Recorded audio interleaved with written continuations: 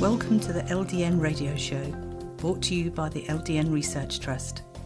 I'm your host, Linda Elsiegood. I have an exciting lineup of guest speakers who are LDN experts in their field.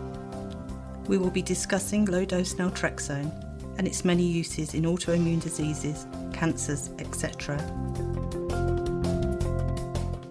Thank you for joining us.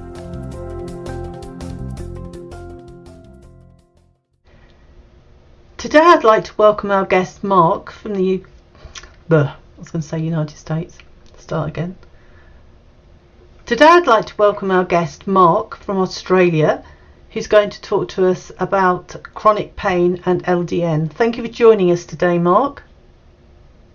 Hey, thanks for having me. So could you tell us, what was the start of your pain journey? My pain journey probably started really 10 years ago. I had a snowboarding accident, and in the recovery of that snowboarding accident, I slipped 2 discs, and having Sherman's disease, those discs never really repaired. About 2.5 years ago, I went for another cortisone injection, so it would have been my 5th cortisone injection, and they hit the nerve and knocked it out of place and pretty much just crippled me.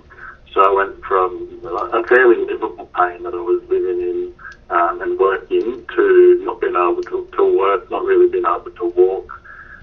They started me on a series of really heavy drugs, like they started me on the oxys, and they put me on Lyrica.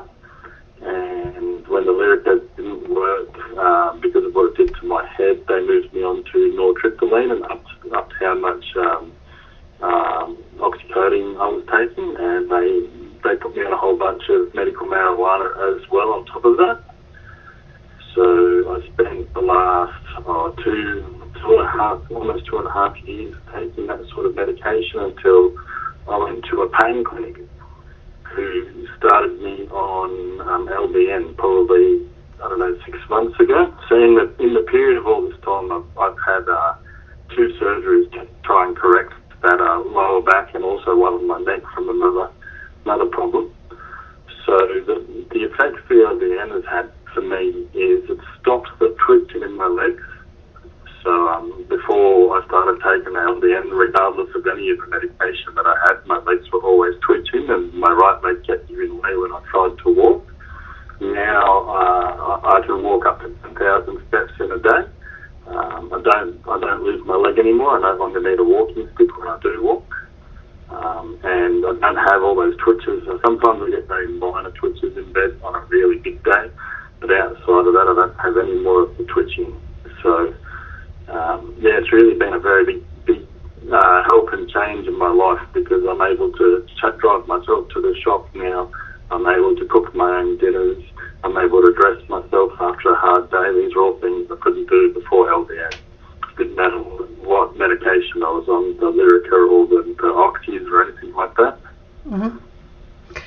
And so, so if we go back before you started LDN, all the medication you were taking, the opioid-based painkillers, I mean, were you having to keep increasing those? So I was on twice a day, 150 milligrams of Palexia. I was on that twice a day, and then I had 5 milligrams of endone to use as needed if I was having a pain flare. 4 times a day I was taking a mil of 25 balanced THC CBD oil. On top of that, I was vaping 2 grams of the herb a day. And then the last thing I was on was the Naltrexone, which I took, I think, once a day. Mm-hmm. I can't remember the milligrams of that. So before that, they had me on amitriptyline, and before the amitriptyline, they had me on Lyric. Okay, so on an average day, if you'd had to, at that point, rate your pain levels on a score of 1 to 10, 10 being the best. My my best days at that stage I would be saying a 5 would be my best day. Yeah. A normal day I'd probably be sitting around a 6 to a 7, and the really bad days I was anywhere from an 8 to a 10. Okay. So your pain levels were 8 to 10 on that scale, 10 being the highest pain level. 8 to, yeah. Yeah, 8 to 10 on, even with all those medications. Mhm. I could hit a 10, like after I went and did my pool physio, sometimes I'd hit a 10, just sitting in the car on the way home. Mhm. So your quality of life on a score of 1. Now I'm out of a 5. So now the worst pain that I'm in now is a 5 at the most. Okay. But before LDN, your quality of life on a score of 1 to 10, 10 being, fantastic, 1 being very poor, where would you have been on that scale? I'd say it would have been a 1. Really? That bad? It's really poor. Yeah. I couldn't do anything. I couldn't really cook for myself. I struggled to even shower myself. Mhm. So on a typical day, walk us through what you'd have done from waking up to going to bed. Well, I didn't really sleep. I think a day for me would be about 3 to 4 days in between sleeps. But there wouldn't be much. Most of my day would be spent in bed. I would struggle and get up when I needed to use the bathroom and to eat and to shower. But it was all absolute agony every moment that I had to get up. And then the one thing I made sure I did, even with all the pain, was I would get up and do my physio twice a day. Mm-hmm. And I would try and get as many steps in as I could to try and keep my strength while I was waiting for surgeries and stuff.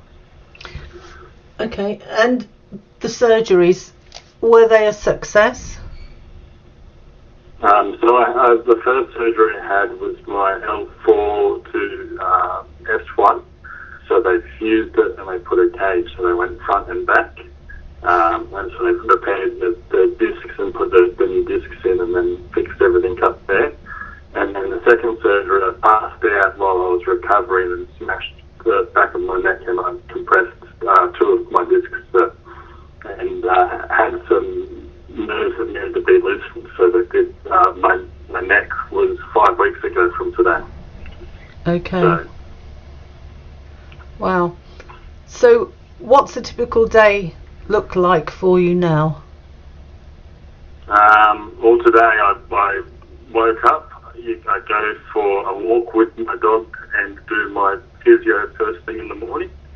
And then usually I will chill out during the day, maybe do a little bit of chores like tidy the kitchen up, make some lunch, and we'll go to the dog park in the afternoon, or maybe once a week we go for an actual longer walk in the afternoon.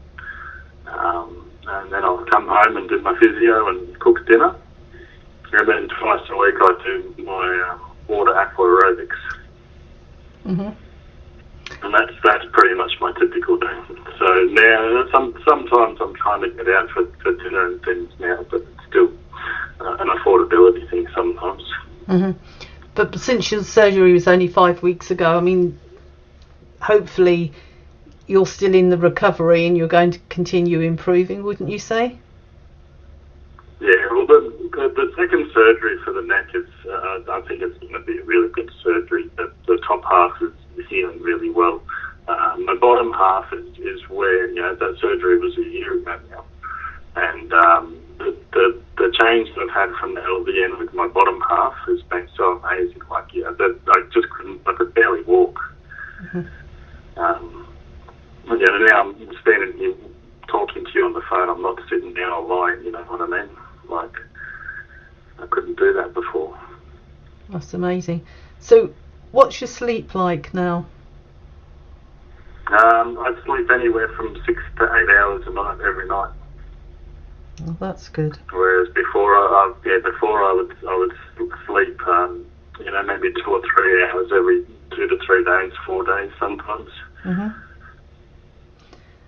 And how did all the pain affect you mentally?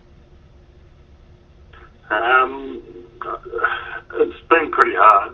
I did try to get myself admitted to a psych ward during the worst of it, but they didn't have any room for me. I'm very glad to have some good family around me to get me going. But I've lost everything. I was a chef. I was a competition chef. I entered a couple of competitions over in WA, which I could still be doing now. This didn't all happen. I was just about ready to open my own business, and now I can't really do any of that.